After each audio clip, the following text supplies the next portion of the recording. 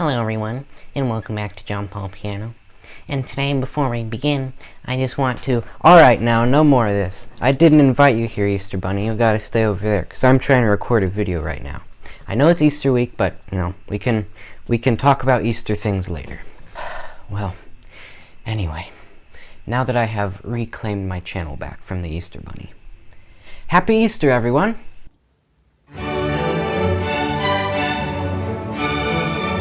Seeing as it is still Easter week, and just Easter time in general, I'm going to be showing you a classical music playlist which someone made for Easter time, and I might make a couple adjustments to it. So pretty much I'm going to be giving you 5 good Easter pieces that you all must listen to during this Easter time. And although the Easter Bunny put this very Eastery background on, I think I'm going to take it off. That way, we can be more how we always are on our channel. There we go. That's better. Well, anyway, okay, let's start. So let's look at a playlist or a list of best classical music pieces for Easter. They have here 6, but I'm going to give you all 5. But let's just look at it first. It's from the Classical Music magazine, from BBC Music, which typically they are a good source for things like classical music news and new releases like albums and stuff. But let's look at their list. So our pick of the best pieces to listen to over the Easter weekend. Okay, and they have a very Eastery looking picture of a bunny in a basket of Easter eggs. Okay, number 1. Johann Sebastian Bach, St. Matthew Passion. Okay. See, whenever I think of this piece, the St. Matthew Passion, I think of Lent. And to me, this is not an Easter piece. It's not called the resurrection of, as recounted by St. Matthew. It's called the Passion. The St. Matthew's Passion. It's not Easter. That's for Lent. So how is this for Easter? This should be on a Lenten playlist or something, not an Easter playlist, at least in my estimation. So for me anyway, that's not on my list.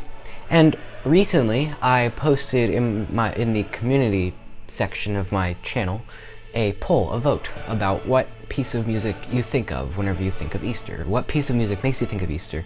And I added those in, or I added that piece in, and I think 1 or 2 others that are on this list, just because, they're pieces that people typically associate Easter with. But quite honestly, some of them I don't know why, because like this one, to me that's a Lent song. That's a Lenten piece. I listen to that during Lent, not during Easter time. Okay, next piece they have on here.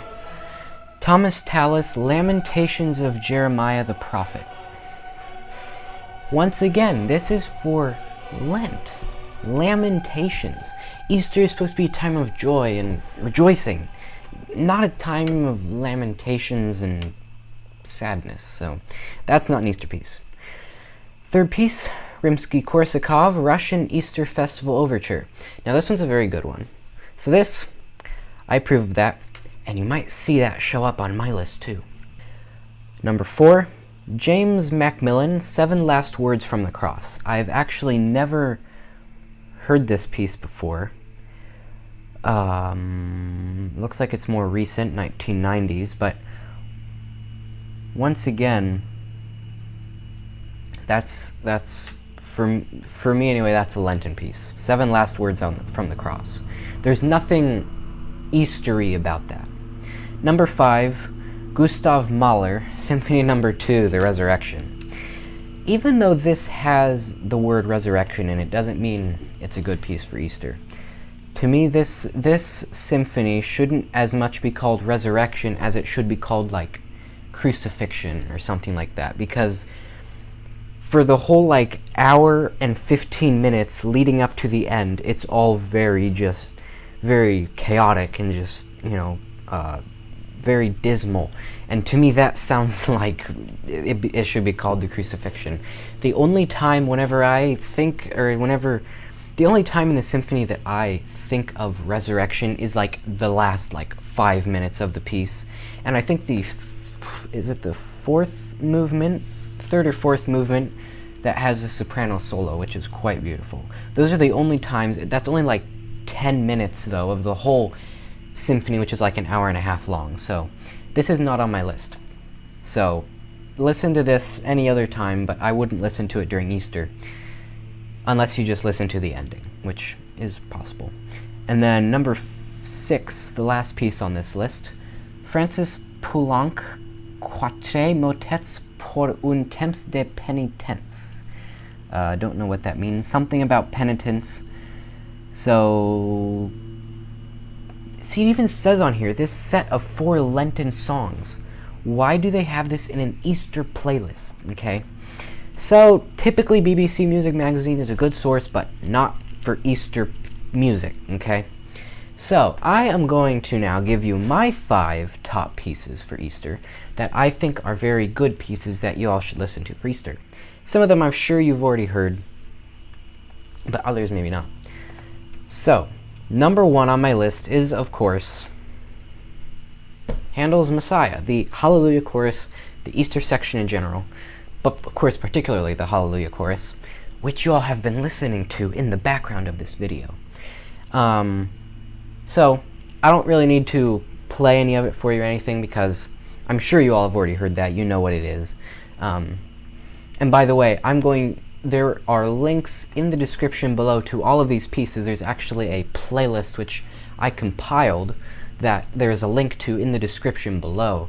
So make sure you go to that link and you listen to the pieces on there, because all the pieces that I'm giving you that are Easter pieces, each of the 5 pieces are on that playlist for you to listen to. So make sure you check that out. Link in the description below. Okay, so that's the first piece. I don't really need to give you any info on that, because I'm sure you all have already heard it. You know what it is. Now, the second piece that I have on here is also from Handel, a lesser-known oratorio of his, La Resurrezione, or however you pronounce it, which translates The Resurrection. So this is literally a around 2-hour oratorio, which is all about the resurrection. So this is a perfect piece for Easter. And I quite honestly hadn't heard it until this year, meaning whenever I was looking for pieces associated with Easter, I came across this, or I'd heard of it, I just hadn't listened to it before. But it's quite good. It's called The Resurrection, so it's a perfect Easter piece. It starts out with a beautiful overture. You know, Handel's oratorios all have overtures to them. Messiah is very famous. This one's very beautiful as well. It sounds like Easter. You know, this would more be something I would associate with Easter, as opposed to the Passion of St. Matthew or St. John, or, you know, something like that. Starts out with a beautiful oboe solo.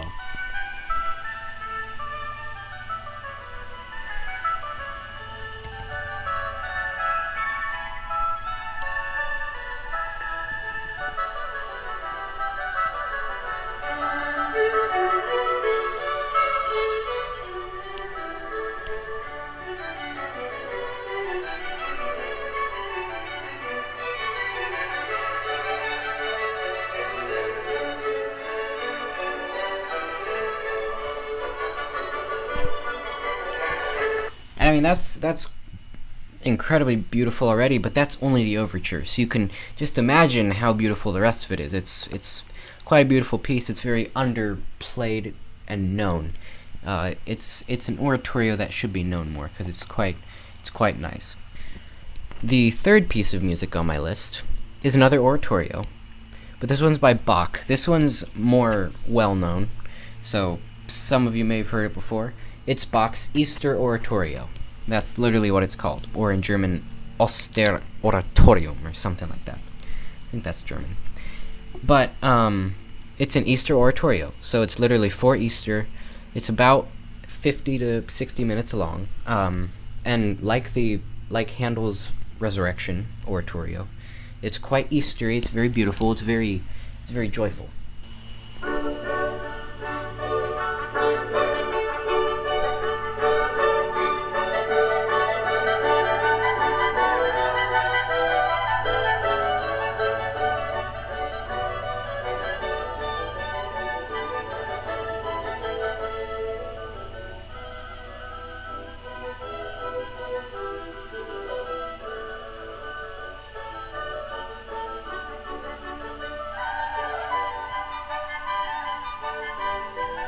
And once again, I'm only showing you the overtures to them, or the beginnings of the overtures to the piece, to the oratorios, and they're so beautiful already. You know, the rest of it has to be just as, or it is just as beautiful, if not more beautiful, whenever the singing comes in and the words and everything. So make sure you check that one out as well. That one's in the playlist that I compiled. The fourth piece that is on my list is Rimsky-Korsakov's Russian Easter Festival Overture, which was on the BBC Music Magazine playlist as well. Now, whenever I first heard it, I thought, this doesn't sound that much like Easter, but after listening to it again, it's quite beautiful, and the reason why it has an association with Easter is because it's based off of Russian liturgical and devotional melodies. So that's the reason why it's associated with Easter. But it's very nice.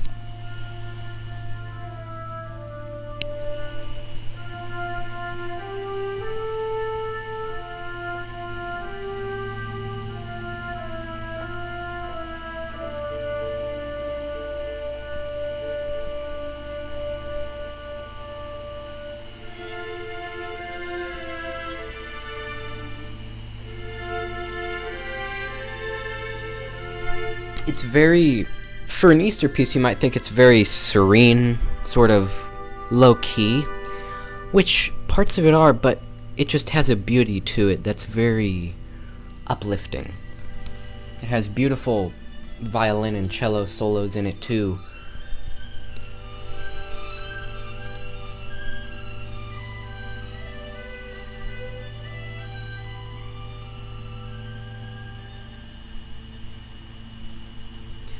So, make sure you all check that one out as well. I mean, just check out my whole playlist. They're all in there. Now, the final piece of music that is in my list is the Ode to Joy from Beethoven's Ninth Symphony. This is a perfect Easter piece because it's called an Ode to Joy. It's very joyful. It's very beautiful. You all have heard it, so I don't need to play any of it for you.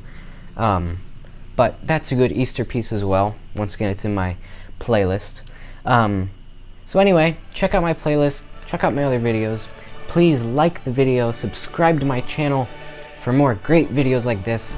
Comment down below if you have any other pieces that you think should be added into this list of mine of Easter pieces. Comment if you agree with me that some of the other pieces, like St. Matthew's Passion and the Lamentations by Thomas Tallis, are not Eastery.